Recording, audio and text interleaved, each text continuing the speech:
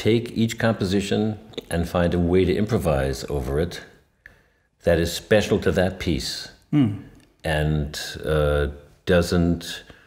it isn't a technique we use for another piece. Maybe Right. It's something that we use for that piece, and then for the next piece we have another idea for improvisation. Right. Because sometimes we'll have an Right. idea for improvisation, and then we'll create a composition as a vehicle for that particular idea about Right. improvisation. Exactly.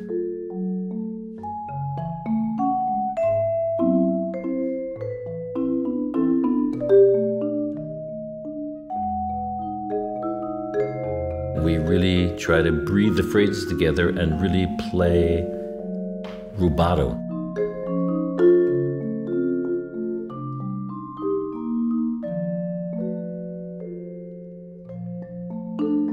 I remember when we started working on that, how I felt like it was such a new thing. Yeah. Because usually when you do that kind of chord-based improvisation, there's a steady rhythm, and that's something that you have that's very dependable, that that you don't have to think that much about. But then all of a sudden we had this other element that we were improvising also. We're improvising the time, improvising the tempo. And I remember thinking to myself, wow, I never did that before.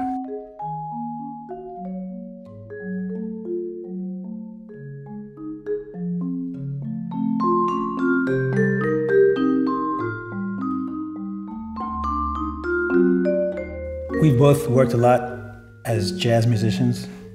We've both worked as classical musicians. And I think that's one of the things that makes it interesting for us to work together, is we have a broad background, musical background. Feel that we have like a common treasure of influences that we draw upon. And maybe that's why it's also been natural for us to start thinking about new ways of approaching improvisation in this collaboration of ours. Yeah, I think so.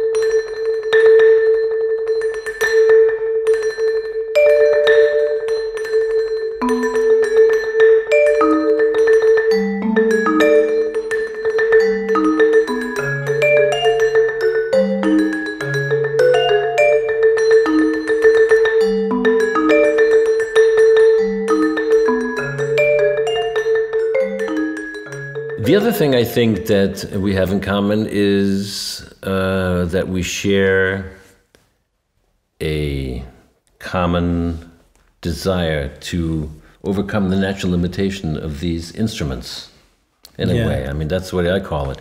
I mean, it's, you have a hunk of wood and a hunk of metal.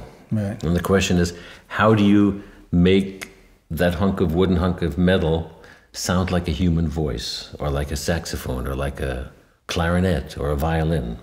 That's been something that I've been interested in, for years and years, kind of my personal challenge. And I noticed that you're very much into that. I mean, you play Bach, and you're into, really phrasing and dampening and using the pedal and stuff like that. And I think that's something you can hear in this duo as well.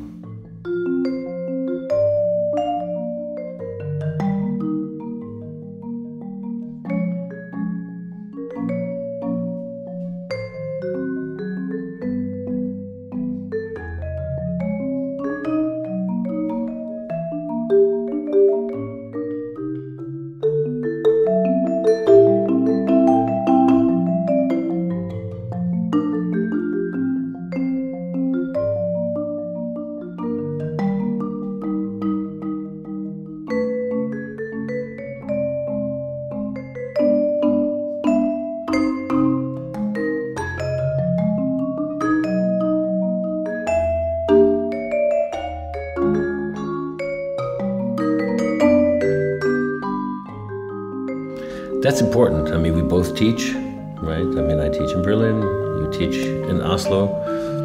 So, I mean, I think it's important actually to try to give that, or to kind of, you know, disseminate this information to younger vibe and marimba players.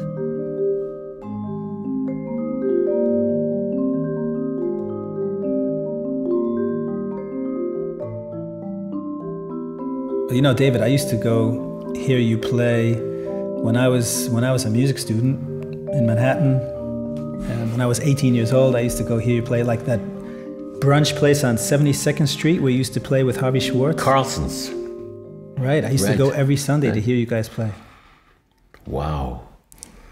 That's amazing. I was like 16, wasn't I? I was very young then. I was actually not allowed to go out at night by myself. I remember that very well, but at least you saw me on one of those rare occasions.